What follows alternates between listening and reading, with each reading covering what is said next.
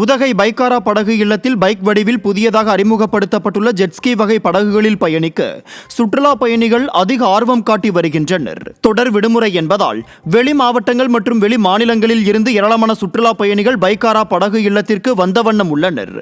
அவர்கள் அதிவிரைவு படகுகள் மற்றும் பைக் வடிவில் அமைக்கப்பட்டுள்ள ஜெட்ஸ்கி வகை படகுகளில் பயணித்து மகிழ்ச்சி அடைகின்றனர். சிவகங்கை மாவட்டம் காளையார் கோவில் ஐயனார் கோவில் திருவிழாவை முன்னிட்டு மாட்டு வண்டி பந்தயம் வெகு விமர்சையாக நடைபெற்றது. இப்போட்டியில் சிவகங்கை, மதுரை, புதுக்கோட்டை, ராமநாதபுரம், திண்டுக்கல் மாவட்டங்களைச் சேர்ந்த 35 ஜோடி மாடுகள் பங்கேற்றன. இதையடுத்து போட்டியில் முதல் 4 இடங்களை பிடித்த மாட்டு வண்டிகளின் உரிமையாளர்களுக்கு வெற்றி கோப்பைகளும் பரிசுகளும் வழங்கி கௌரவிக்கப்பட்டது. இந்த பந்தயத்தை ஏராளமான பார்வையாளர்கள் உற்சாகத்துடன் கண்டுகளித்தனர்.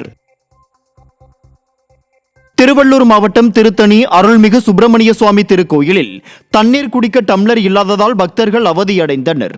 திருத்தணி மலைக்கோயில் மாடவீதியில் அமைக்கப்பட்டுள்ள குடிதண்ணீர் குழாய்களில் குடிக்க டம்ளர் இல்லாமல் பக்தர்கள் தண்ணீர் குழாயில் வாய் வைத்து தண்ணீர் குடிக்கின்ற அவல நிலை உள்ளது. இதனால் எளிதாக நோய் தொற்று பரவும் அபாயம் உள்ளதாகவும் பக்தர்களின் நலனில் அக்கறை காட்டாத விடியா திமுக அமைச்சர் சேகர்பாபு மற்றும் கோயில் நிர்வாகம் கோயிலுக்கு வருகை தரும் பக்தர்களுக்கு முறையாக குடிதண்ணீர் வழங்க வேண்டும் என கோரிக்கை வைத்துள்ளனர்.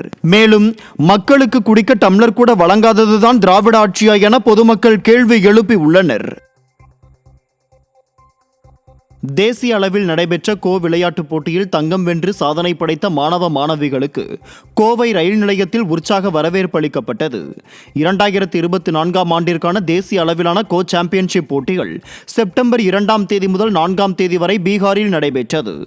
இதில் சீனியர், ஜூனியர் போட்டிகளில் வெற்றி பெற்று தமிழகம் முதலிடம் பிடித்தது.